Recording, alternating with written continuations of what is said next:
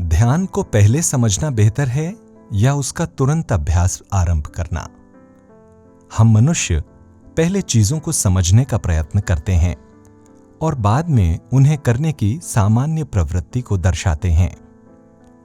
Heartfulness ध्यान के संदर्भ में यह बेहतर होगा कि हम पहले अभ्यास करें और फिर इसे समझने का प्रयास करें। ऐसा इसलिए है कि हम जो कुछ कर रहे हैं उसके संबंध में आवश्यक जानकारी ध्यान के अभ्यास का अनुभव ही प्रदान करता है। ज्ञान अधिकतर पहले चीजों को करने और फिर उनके सही होने पर लिपिबद्ध करके प्राप्त होता है। वैज्ञानिक जानकारी के बारे में भी यही सत्य है। कई बार उल्टा विचार होता है कि विज्ञान में जानकारी पहले प्राप्त होती है और एक बार जब हम जान लेते हैं कि चीजों को कैसे करना है, फिर हम चीजों को व्यवहार में ला सकते हैं।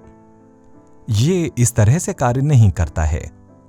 प्रारंभ में वैज्ञानिक जानकारी भी विचार या प्रेरणा से शुरू होती है, फिर उस पर चिंतन किया जाता है और अंत में मन के द्वारा निकाले गए निष्कर्षों का उन पर प्रयोग कर परीक्षण किया जाता है कि उन्हें स्वीकार किया जाए या नहीं।